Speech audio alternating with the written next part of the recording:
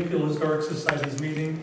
Tonight we're going to have Dave Downs do a presentation on the marvelous, amusing Quack medicine show.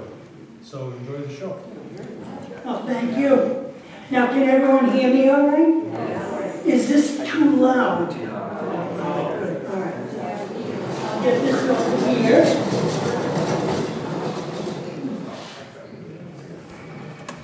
All right, so everyone can hear, and hopefully everyone can see. How about you people back here in the cheap seats? Can you see all right? That's good. Well, I'm Dave Downs. I'm going to turn this down a little bit because I think it's a little loud. Just a little bit. There we go. Can you still hear? Good. Okay. So I'm Dave Downs, and I call this the Marvelous Amusing Quack Medicine Show. As you can see, I brought a lot of medical instruments with me tonight. But before I show you the medical instruments from the 18th and 19th century, I want to talk to you about the 18th and 19th century. You know, back then, most people were farmers.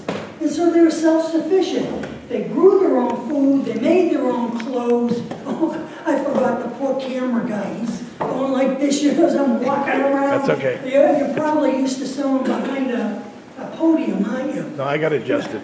Well, let's see. I wouldn't want to disappoint anyone. No, you can move all around. It's okay with me.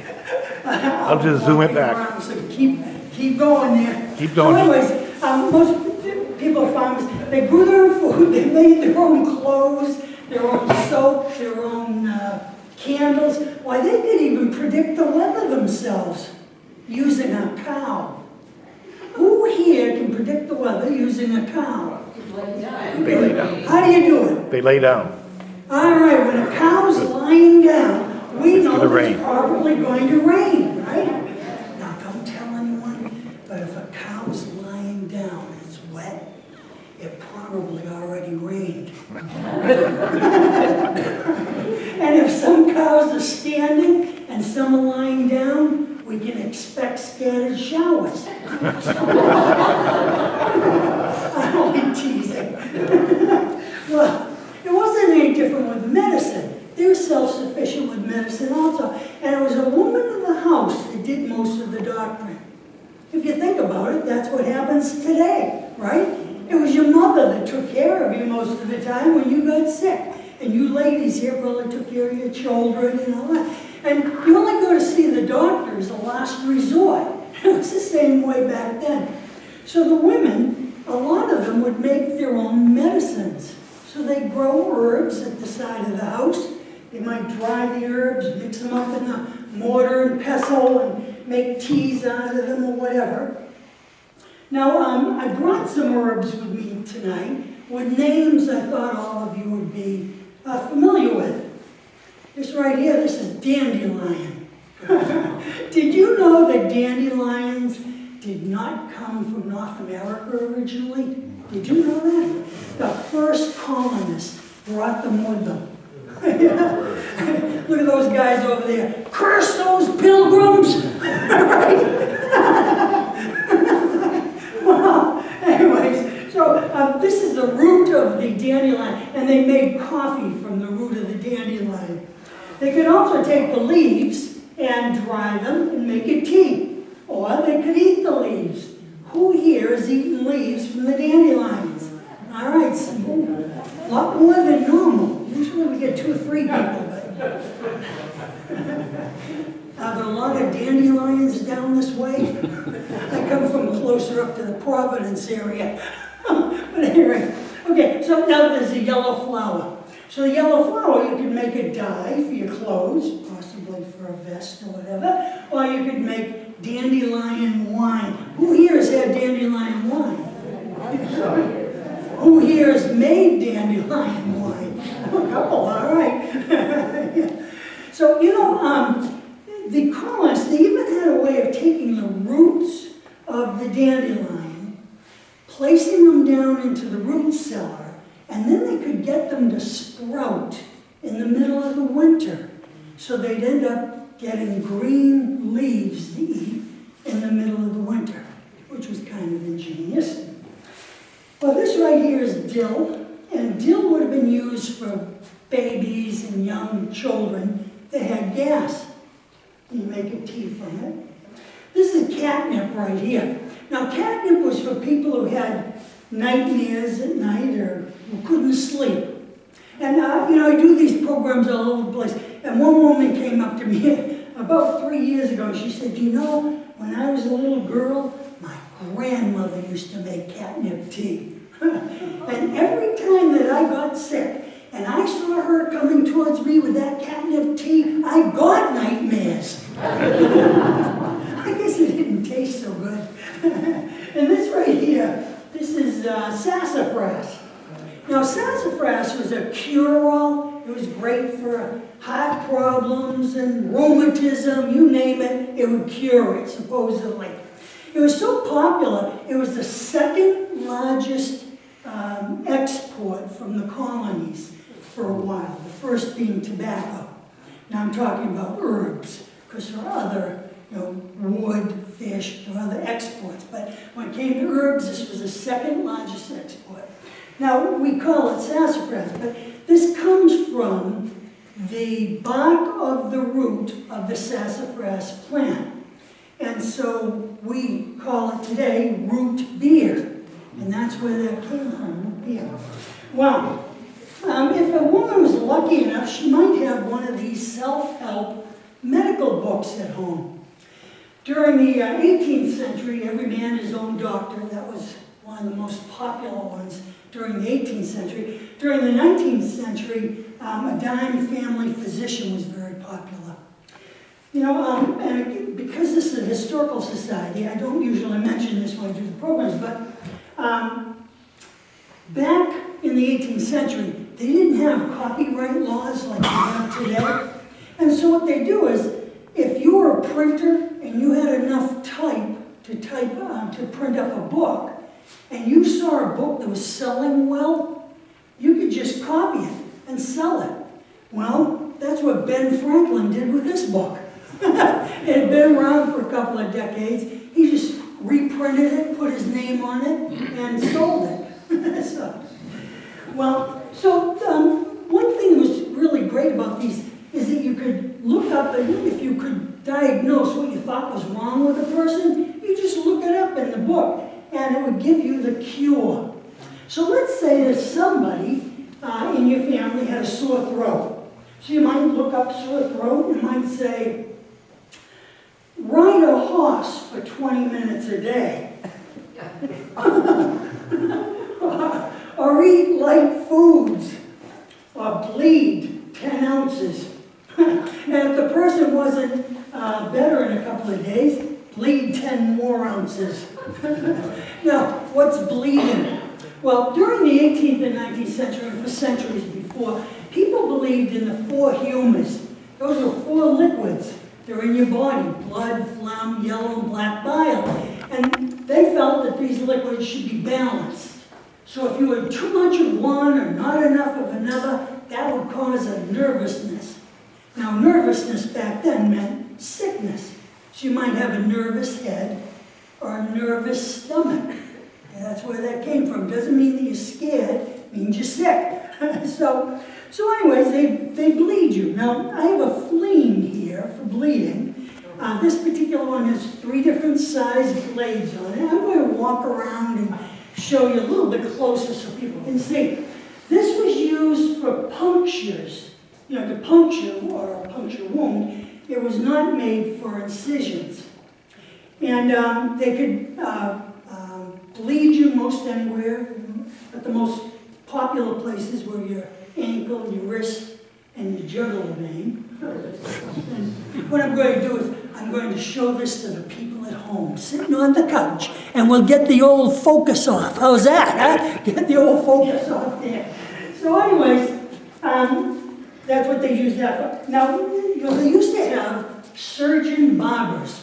And a surgeon barber, not only would he bleed you, but he'd also do some dentistry as well as cutting hair. So I brought a couple of instruments that they use for the dentistry. This right here is a crow's foot, and this is a turn key. Now the crow's foot, I can see where this, if it was like this, I could see where you could use it for trying to pull teeth or getting teeth loose or whatever. Or this would be helpful for pulling teeth. But with both of them together, I would think that one would get in the way of the other, you know, when you're trying to do something in the mouth. So I really don't understand how you'd use it. This is supposed to wrap around the tooth, and then you'd pull. Well, because I couldn't understand really how these work or whether they were accurate or not, I brought them to my dentist. And I showed them to him. So he brought out two instruments. He had one that looked pretty similar to this, and another one that looked like this, only with no movable parts. Just had a blade on it. I guess it was for, you know, well, it was loosening the tooth there. Well, I'd never seen those tools before, even though he'd taken a couple of my teeth out. Can anyone guess why I'd never seen his tools? Well, I always shut my eyes. I didn't want to see what was going into my mouth when he pulled teeth. Well, the surgeon barber would, well, we all know they cut hair to do that, but he was the one who also did the bleeding. And in order to bleed, they might take the flame, place it over your wrist, and then give it a good wonk. Kind of like today when you go to the nurse, she gives you a little puncture right on your finger, and you bleed. It's just that you get more with this. Right? And so, he'd have you, what he'd do is he'd have you hold on to a stick while he bled you, and then he'd bleed you into some kind of a vessel that might have little lines in it that would tell you how much you were bleeding.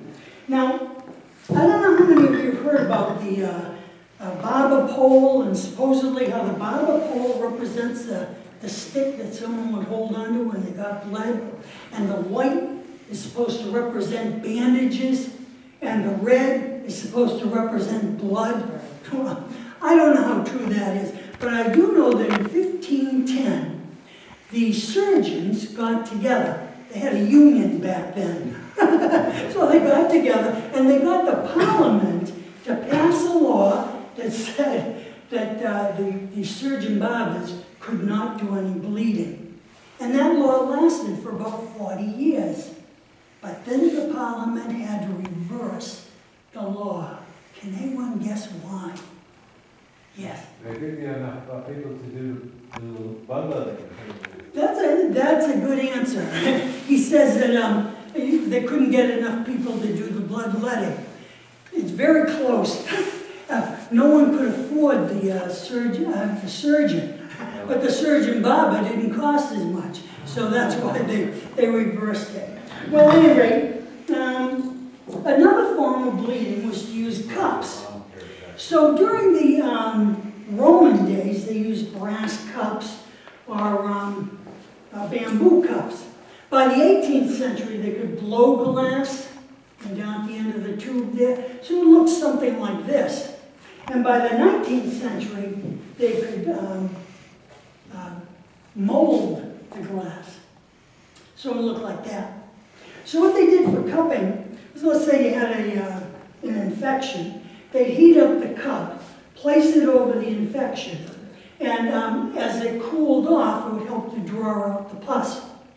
If you sprained your wrist and it swelled, they believe it was swelling because the bad blood had all rushed to where it was swelling, and they'd want to get rid of the bad blood. So they'd take a spring-loaded flame with several blades in it, click it over there, take your cup, heat it up, place it over, and it'll help to draw the blood out. Now, people still use these today. How many of you here are aware of people that use these? You might even yourself or that one, this one. Okay, yeah. It's very popular with the Asian cultures. And so they're still using it as well as Americans. Now, the people I've spoken to, they say that they might have 6 or 8 of these placed on their back after they're heated up. They end up with circles on their back when they finish. But And supposedly it draws out liquid from their lungs, the extra liquid that they had in their lungs. Now, I have no idea how that could work.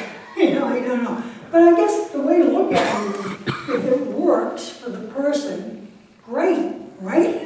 Even whether you can explain it or not, it's good. Okay, so, now another form of bleeding was to use leeches. And, how many of you have had a leech on you? Yeah, well, this is a good group. A lot of times, you go to the younger people, they all have their own swimming pools and they go to the ocean. None of them have swum in a river or a pond or a lake like a lot of us did when we were young. So they've never come across any leeches. And those of you that have, how many of you have got leeches on you, did you say? Yeah, okay, oops, several, okay, lots of them. So you all know, they don't hurt. You don't even know they're on you, right? Until you look down and see them on your legs, then you get grossed out, right? So the advantages of having the leeches is that you can put them on delicate spots on the body, rather than using something like this. Gives me the willies to think of using this on a little infant. Can you imagine that? So instead of using this, you'd use the leech on an infant. The leech will fill up after about 1 ounce of blood. So you can kind of measure it that way. And so if you want to take 2 ounces, you'd use 2 leeches.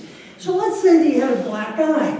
Well, you take the leech, place it on the black eye, and when it was full, if you wanted to put another one on, you would. The doctors, what they do is they have the leeches in like a fish bowl. But I don't know if you've seen a real leech, but a real leech can actually climb right up that glass and out on its own. So you have to put a piece of cloth over the top and tie it up so they can't get out. Well, you can imagine a doctor who's going to go see some patients, it'd be kind of inconvenient for him to bring his fish bowl with him, right? So what he'd do is he'd take a few of the leeches and he'd put them into a leech carrier along with a little cloth or something, and he'd bring that along with him. Now I have a real leech in here, if I can get them out. This is a real genuine, what? Yeah, it's real. Oh boy! It's a real genuine fake rubber leech. I used to do that into the audience. I don't anymore.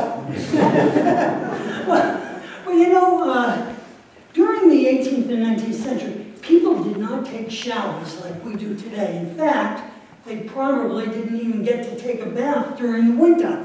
It was so cold. Now you can imagine that when people got together in a group like this, there was probably some problems, right? But nobody knew who it was, so it didn't matter, right? So you can imagine if they didn't clean themselves very well, they might end up with a lot of earwax in their ears. So how would they get rid of it? Well, one way, get rid of the wax, one way was to take an onion, cut it in half, scoop it out, and then take rattlesnake oil. Now, I don't know where they get it around here, but they put the rattlesnake oil in there, put it on the griddle and cook it, take it off, put it into a cloth, and then wring it out, get that warm juice, and then pour the juice down into the ear. Then they use cotton or linen, and they get some earwax that way. Well, you can see, it wouldn't matter what you were putting down the ear, if it was warm and liquid, right? Milk, water, it wouldn't matter. You'd still probably loosen your earwax, and the earwax would start coming out.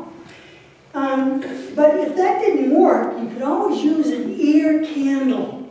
Now what you did with the ear candle is you place it in your ear, and then you just set it on fire.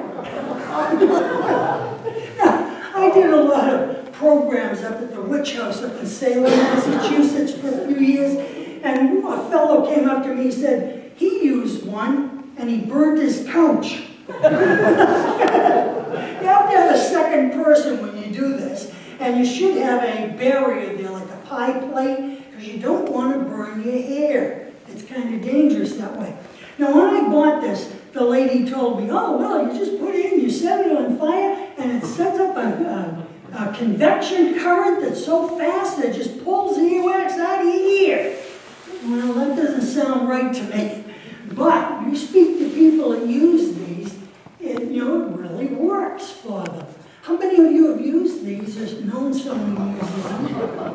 Yeah, okay, yeah, and it works, right? Yeah, it does. Now, I think that what happens is, when you take a piece of paper, like a paper towel, and you just touch it to the water, and the water climbs up inside the paper towel, I think it's something similar to that. You have it in your ear, it's getting warmed up from the fire, and somehow that earwax gets absorbed into the cloth. I think that this is beeswax around some linen, if I remember correctly. Gets absorbed into the cloth and starts climbing up inside. I think that that's how it works. Now, 5 years ago I did a program for the Massachusetts Medical Society. Boy, was that ever threatening for me, because they're all doctors. I'm not a medical person, But anyway, so it was like a banquet. So they invited me to eat with them, so I did. I sat down at a round table and all the doctors there. And the guy beside of me, he was an eye, ear, nose, throat doctor. And so, we were talking during the night, and I got up and did my program.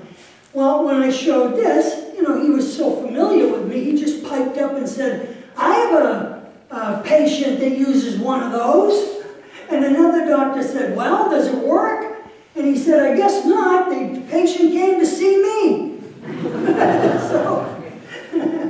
Well, I heard that during the 19th century, people used to use the ice picks for cleaning out their ears. How many of you remember the ice boxes? Yeah, where you do big hunk ice and all that.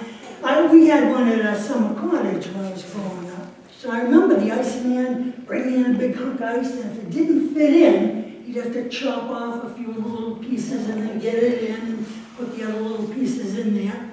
And of course, as kids, we always wanted those little pieces. How many of you got little pieces of ice from the iceman? How about from the milkman? Remember the ice from the milkman? I remember my mother. She always gets so upset at us. But, we were just kids. We never thought about how the ice had come from a pond. So anyway, so what they do is they take the ice pick and they clean out their ear with the ice pick. Oh, boy! But I'm not sure that story's true. If that didn't work, you could always use an ear horn, right? If you had a lot of earwax. You laugh, but this thing works. It's indestructible, no batteries, right? My brother just got a new hearing aid. It was state-of-the-art, $3,000. I asked him, what kind is it? He said, 2:15.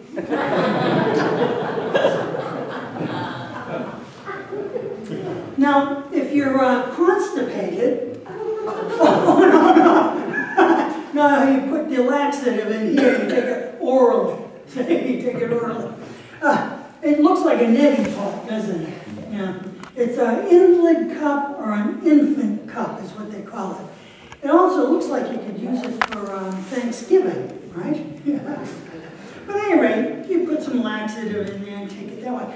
I used to think, why would they give this to an invalid? Why don't they just give him a spoon, right? Let him eat with a spoon. But I found out 4 years ago why they use this. See, 4 years ago, I had a back operation. And when you have a back operation, they do not allow you to sit up. You have to lie flat on your back. So here I am, flat on my back in bed. And what do? They put the food on the little cart that goes over your stomach, right? Comes over your stomach, you can't even see what's in the plates. You have no idea. You're fishing with the spoon, just getting whatever you got. It might be a big surprise.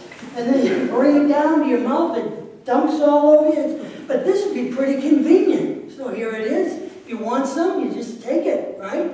And years ago, if you think about it, these big wards, hospital wards, The nurse couldn't take care of everyone. She couldn't sit and feed every single person. So if a person had at least one good arm, that was one way of him or her feeding themselves. Well, you know, if this doesn't work for constipation, you can always go in through the back door and use a clister, it's called. So, well, in civilian life, quite often a boy might fall out of an apple tree and hit his head on a rock. Or somebody might fall off the wagon, quite literally, you know, bump his head on a rock. And when you hit your head hard, and it starts to bleed internally, it creates a lot of pressure because you've got your skull. You know, your skull is in there and there's no way for it to expand. So what they do is they use a trepan. Now this is a trepan. It's basically just a hole drill. And the trepanning has been around for 2,000 or 3,000 years easily, and you find it in all different types of cultures also. It was so well known by the Revolutionary War that 3 out of every 4 people that had this operation lived. Isn't that something? Yeah. So I'm not going to demonstrate a lot of my instruments tonight, but this is just the only one I'm going to actually demonstrate. Now, I can see her grimacing over there. Don't worry. You know, most of the time when I do this, it's right at 9 out of every time, 10 times I do it, it's right after people have eaten. And I haven't gotten anyone sick yet, but I come prepared, just in case. So I'll put this over here, just in case you need it. All right. Okay, so what you do is you have to make an incision, and then you take the retractors and pull the skin apart, and then you drill down in with the trepan. And that's it. Last of the demonstrations. Okay, so now, if you were in a battle during the Revolutionary War, well, let me quickly mention, during the Rev War, the bullet was the musket ball. And a lot of you got to see it close hand. You're welcome to come up, those of you that came in later. I have a couple examples up here. Gives you an idea of the weight, you know, and size and everything of these things. Basically, during the Revolutionary War, they used muskets. These things would kind of bounce down the barrel because it was called a smooth bore. And so it would bounce down the barrel, and who knows where it would go when it left the gun. They were not very accurate at all. That's why you had all these men lining up together, and they'd shoot at the same time. They were much more likely to hit something with all these bullets going on all different directions. So that's the musket ball. But by the Civil War, 19th century, they were using the mini ball. I think it's actually pronounced minay, but a lot of people call it mini ball. It isn't a ball at all. It's shaped like a regular bullet with a point and everything. I know you can't see it from a distance. I do have a large picture that you can see it. Let's see here. There we go. I don't know how clear that is. Is that clear enough to get an idea? These ribs on the back. This is a picture of a real one. It's all rusted. It was one that was found at Gettysburg. But these ribs, there's a little hollow in here. So when you have it in the barrel and the gunpowder goes off, it pushes it out of the barrel. These open up because of the explosion, and because they open up, they hit up against the barrel. The barrel has a spiral on it. It's called a rifle, and that's called rifling. So when it comes out of the barrel, it's spinning, and it's much more accurate. And that's one reason why during the Civil War they had so much carnage, is because they were fighting the old methods with the inaccurate guns. So if you got hit in the dorsal area, chances are you'd end up dying. And the reason why, well, a couple of reasons. One is that it would bring in your clothes with it, the cloth, and your clothes were filthy. And so you'd probably get infected and end up dying. And also all of our major organs are here, so it's very complicated if you hit a major organ. Now, if you got hit in a fleshy area like this, well, you might go in with a bullet probe, find it, and then try and pull it out with something like this. Now, usually it wouldn't be that simple. You know, these things break, they go in too deep to get in there and get it, but still, basically that's what you're trying to do. Now, if you broke the bone, well, if the bone broke the surface of the skin, they knew it was probably going to get infected. So they might amputate. They might not, depending on the situation. But when you were in the military and there was a battle, you could have 100, 150, 200 men lined up for one or two doctors.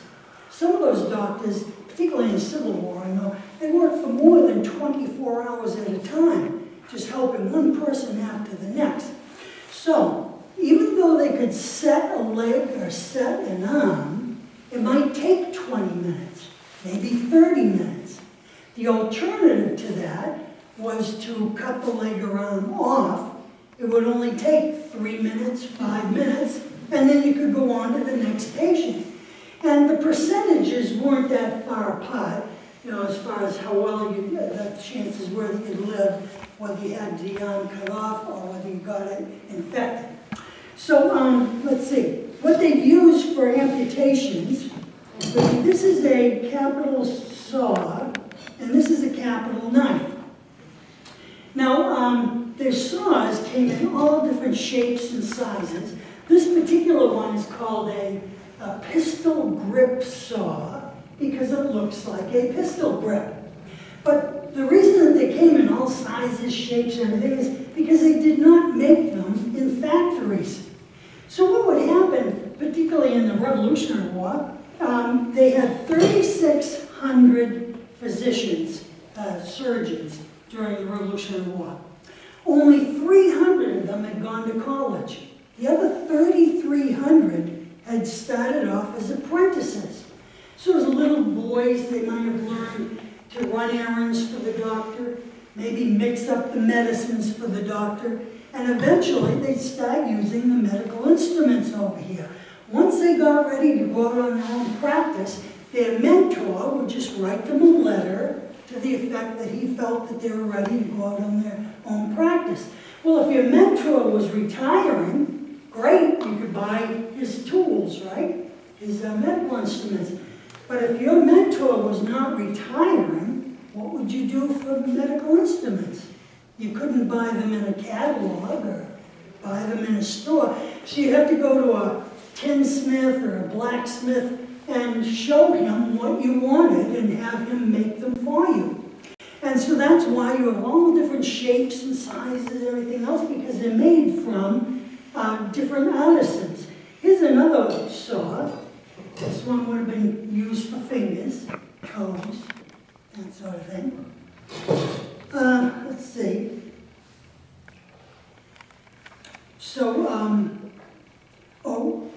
So, right here I have the retractors I used earlier. Can you see how the handles are different? The one on your right is a little cruder than the one on your left. The one on the left is more fancy. Well, you could say that possibly the artisan that made the one on your left was more skilled than the fellow who made the one on the right. Or maybe the young doctor that had this one made on the left was more wealthy than the person that had the one made on the right. Who knows?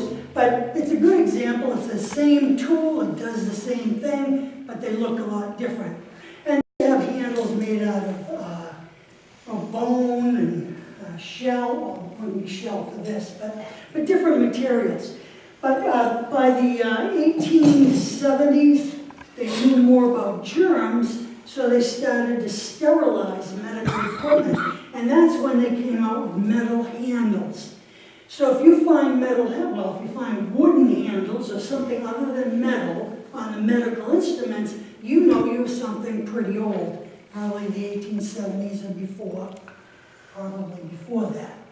All right, so now, let's say that you're in a situation. They used to call these doctors old sawbones. Have you heard that? Yeah. Now, and that's because a lot of the men just felt that these doctors were too quick to cut off legs and arms, that's all. And you'll hear stories about guys who would not allow the doctor to do it, and he ended up all right later on, and was able to walk and all that, and so happy they didn't let the doctor do it.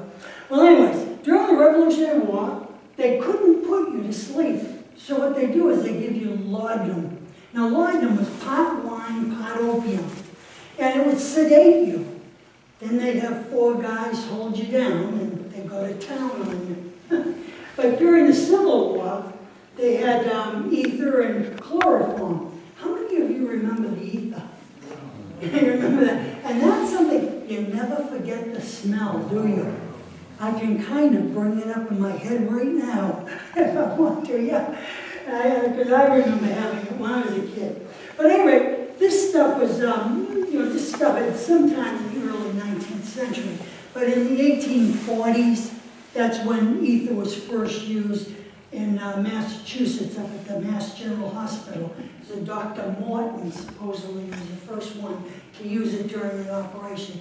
I'm sure that dentists and medical students and other people have been using it before him. He's the one who got the credit though.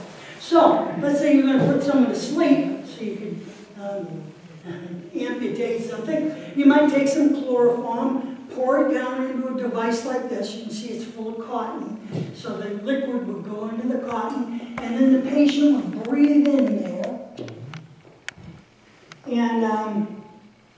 and go to sleep. And then you perform the operation. If you needed to save chemicals, you can see how this would evaporate fairly quickly. So if you needed to save chemicals, you might use a device like this, where you pour some of your chemical down into this opening here. I don't know if I have it so everyone can see it. And then it's full of cotton. And then you breathe it in through your nose, and you'd lose less chemical that way. Less chemical would evaporate. Now, you could use a rag if you wanted to, right? You don't have to have that fancy equipment. And a lot of times they didn't. They just stuck a rag over the patient and had them go to sleep. Well, I used to teach 3rd grade. And a lot of times the boys and girls would tell me how Benjamin Franklin invented electricity, or how he discovered electricity. Well, he didn't do either. What he did was he proved that lightning was electricity, is what he did. And he did do a lot of other experiments having to do with electricity. So during the 18th and 19th century, electricity was the latest thing. It was exciting for people. If you think about it, it was very similar to us when we were young. Nuclear energy was the newest thing for us, and it still is to some extent.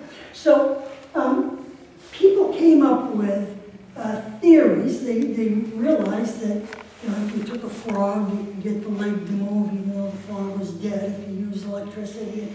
They had other experiments with electricity. So they came up with some theories about life. And one of them was called animal magnetism. They believed that you had a positive charge on the outside, a negative charge on the inside, that the electricity was supposed to go around your body evenly. And if you had a nervousness or sickness, then the electricity would not go around your body correctly. And so to correct that, they take 2, boy, I forgot what you call these. Who wants to help me? Electrodes, all right, stay right where you are, don't leave. All right, so electrode. Yeah, so they take the electrode and they put it on your body with another one, near wherever the problem was, to try and get the electricity to flow correctly. All right, so, in order to do that, to get the electricity, they had to have these large batteries that they made out of bottles with metal, 2 pieces of metal in there, and acids, different acids in there, and that sort of thing. And they were too big for a doctor to bring with them. Up until the 1850s. In the 1850s, Kidder and Davis came out with a Kidder and Davis electric magneto nervous machine. And there was no muss, no fuss, no acids to worry about, no liquids to spill. You could put it on, you could keep it on your counter if you wanted to. What this is basically is a generator. So by cranking over here, it would make the armature turn around. Now I know that people can't see from a distance. Afterwards, you're welcome to come up. I'm going to ask you that you not touch things, but you're welcome to look at them. But it would turn that around. This is a black U-shaped magnet right here, and it would create electricity. So, let's say that a person had a nervous head, and in other words, a headache. What they do is they take the patient, have him take off his shoe and sock, and they place the electrode down into a pan of water. Then the person would take his bare foot and step down into the pan of water onto the electrode. Now the second person, they were called the operator. So the operator would hold on to the electrode with one hand, and let's see, there we go. All right, hold on with the electrode with one hand and wipe your hair and place the hand on your head. You know, remember this is for a nervous head. Now, this guy is the operator. It doesn't tell you who does the cranking, right? Because he's got his hands busy. But somebody does it. All right, so let's say that you had a nervous ear. Well, again, the patient would hold on to an electrode, put the electrode down into the pan of water, step into the pan of water. The operator would hold on to this end and place their finger into the person's ear. And you crank this, I don't know how many times a day. Okay, so now let's say that the patient was constipated.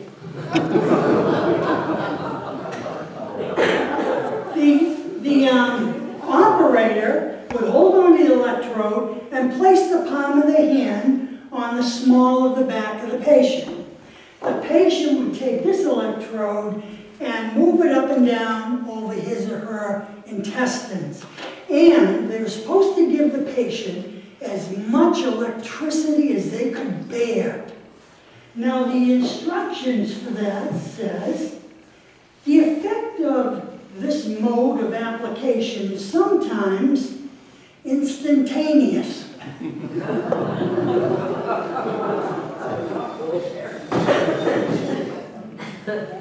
Well, I had a lot of fun with you people. You're a fun audience. Before I leave and before you have your business meeting, I thought it might be fun for us to talk about different remedies that you were subjected to when you were growing up.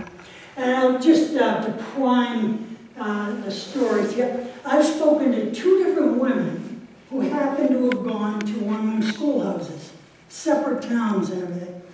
But they said that when kids started getting sick at the school, their mother made them wear a necklace with garlic on it. And I see people shaking their heads there. And they said that they never got sick. The other kids got sick, they never got sick. And you know why? Nobody went with near them. So that's why they didn't get sick. Or let's say cod liver oil. You know, that's a common one. There was one fellow who said that his mother would make him gargle whiskey when he got sick. The older he got, the more often he got sick.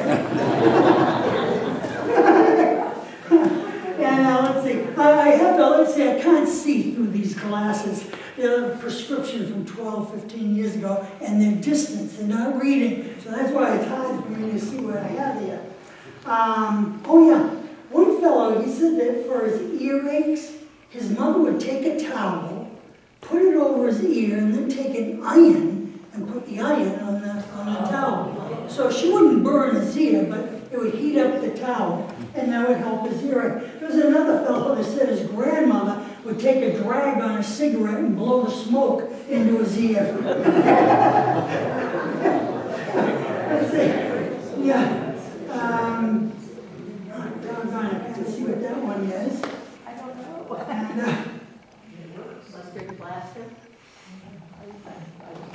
Oh, yeah. Usually when I finish, somebody will come up and tell me about the maggots. So that save you the trouble. What would happen, I think they discovered this in the Civil War, I'm not sure when. But, you know, if you put maggots on an infection, they'll eat all the dead skin, the bad skin. They won't eat live skin. So they actually take care of the clean out wounds for you. And I don't know if they're still doing it today, I assume they are. Just like they're using the leeches. Particularly, I've come across one fellow and then a nurse that talked about it. This fellow had a couple of, well, 3 of his fingers cut off. They were able to save 2 of them. But what he said was that they put the leeches at the end of the fingers after they attached the fingers. The leeches would help to draw the blood out into the finger, but also they give off a chemical that keeps your blood from coagulating, from whatever. And so it would go back and they wouldn't get a heart attack or whatever. Okay, so who'd like to tell us about some experiences that they had when they were young for remedies? All right, here's one here. I remember my mom, and when we had a chest cold, she would take some water, rub it on her chest, and then put a piece of warm flannel on the top. And boy, you slept well, and oh, you felt so much better in the morning. All right, so she said that when she was sick, her mother would take some lard, smear it on her chest, and then put a warm piece of flannel on there, right? And that would help you a lot. My mother was Vicks, crazy about Vicks. Vicks Vapor Rub? Yeah. I still use it.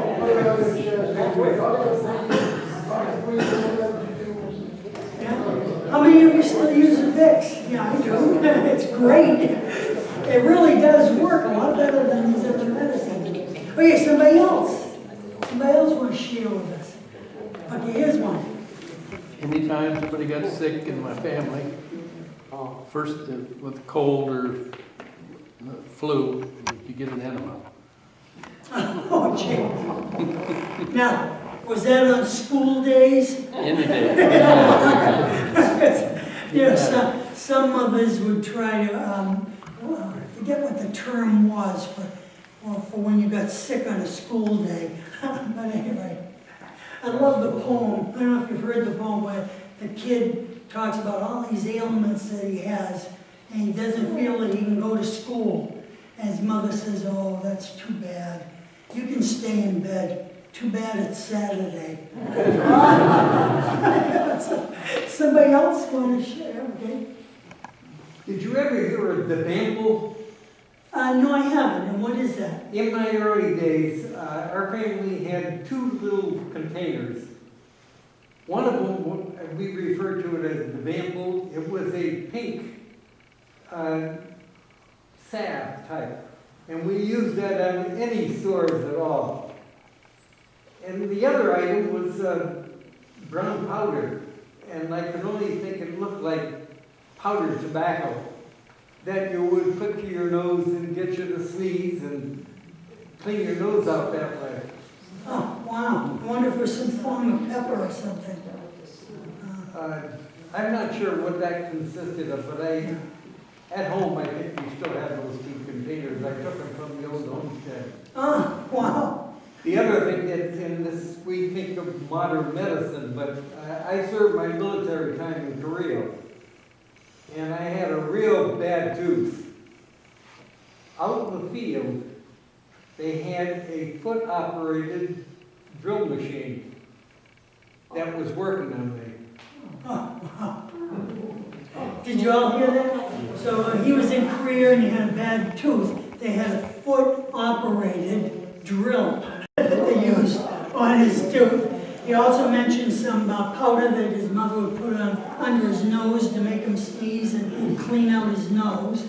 And pink material that they put on any sores or cuts or whatever.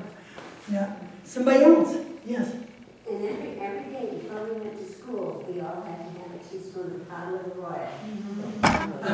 Okay, a spoonful of cod liver oil every day before she went to school. Okay. Yes. There was some kind of a black tube. It was like a salve that you my mother heated it. And when it got warm, then you put it on in a section. Oh, yeah. I don't know what it was. It was hot salve, Yeah, it was a black called Griswold salve. Griswold's Yeah. salve. And my mother used to get it. It came with a little long thing. You heat it up and you put it on the bandage and then you put it on the sore. That's exactly what I'm talking about. Okay, What's the so- name of it? So it was Griswold's salve? Yeah, yeah. Okay, Griswold salve, she's talking about, it's a long black stick apparently, that you'd heat up, put it under the bandage, and then stick the bandage on your cut. Somebody else? Yes?